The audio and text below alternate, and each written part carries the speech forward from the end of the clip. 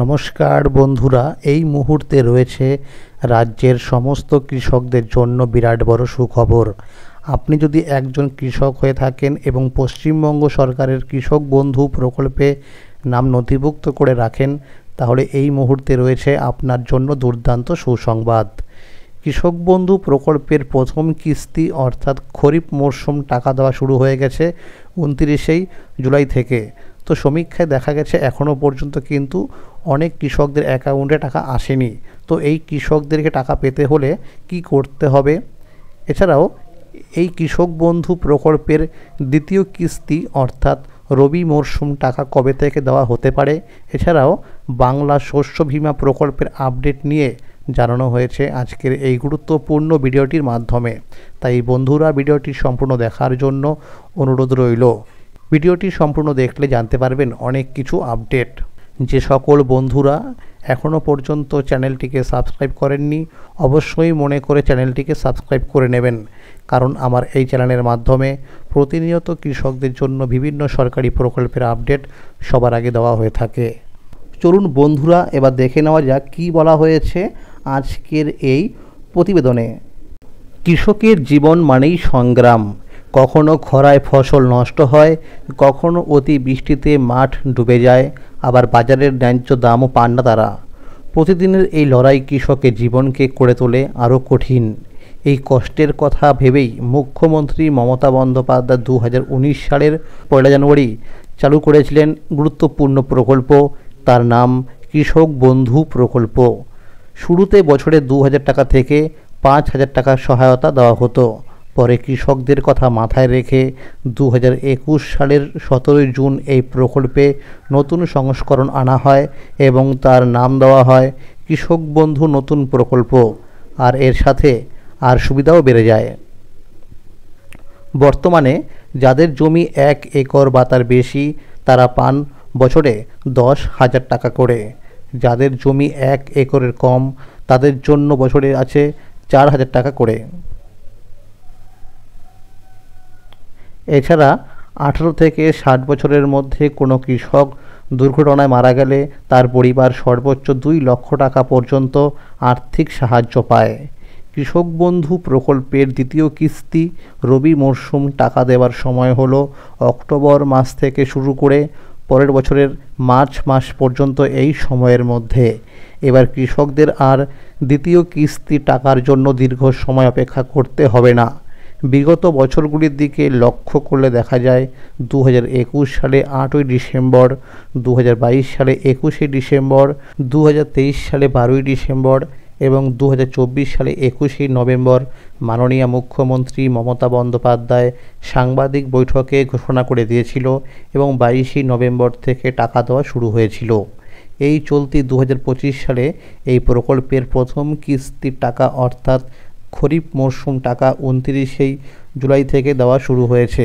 বিগত বছরগুলিতে দেখা গেছে কৃষক বন্ধু প্রকল্পের প্রথম কিস্তির টাকা 2023 সাল ছাড়া প্রতি বছরেই জুন মাসে দেওয়া হয়েছিল। 2023 সালে পঞ্চায়েত ভোট থাকার কারণে এপ্রিল মাসে দেওয়া হয়েছিল প্রথম কিস্তি অর্থাৎ খরিফ মরশুম টাকা।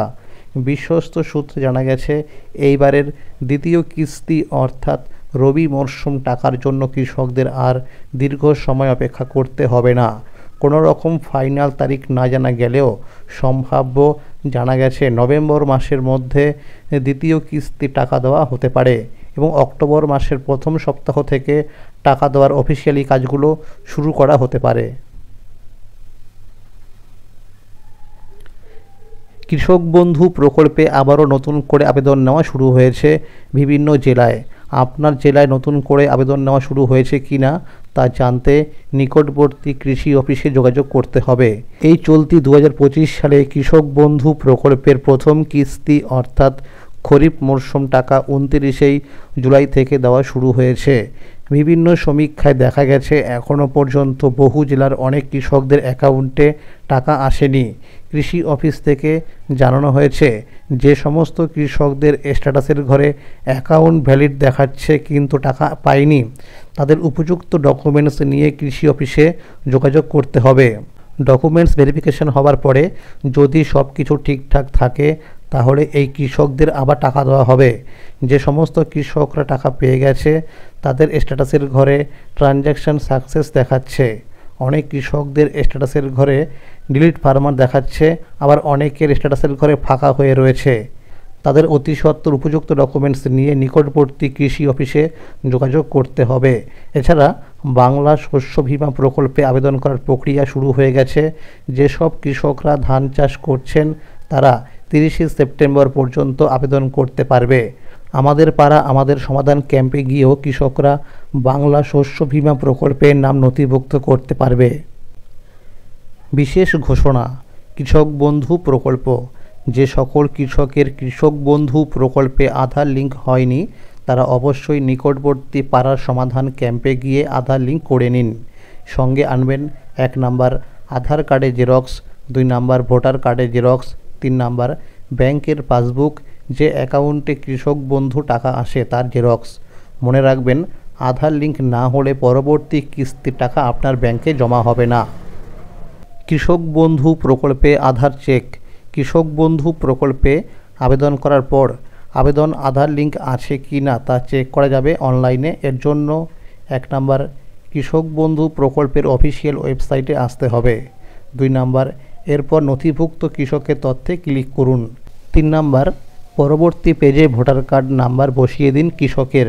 তো বন্ধুরা, ভোটার কার্ডের নাম্বার ছাড়াও কিন্তু আধার কার্ডের নাম্বার, মোবাইল নাম্বার এবং ব্যাংকের অ্যাকাউন্টের নাম্বার বসিয়েও কিন্তু সার্চ করতে পারেন। 4 নাম্বার এরপর সার্চে ক্লিক করুন। 5 নাম্বার আপনার সামনে আপনার স্ট্যাটাস চলে আসবে। 6 নাম্বার স্ট্যাটাসে যদি আধার নম্বর না থাকে সেই কৃষককে আধার লিঙ্ক করতে হবে। 7 নাম্বার আধার কার্ড ও ভোটার কার্ড ও ব্যাংকের অ্যাকাউন্টে জেরক্স জমা দিন। তো বন্ধুরা, আজকের এই ছিল আপডেট।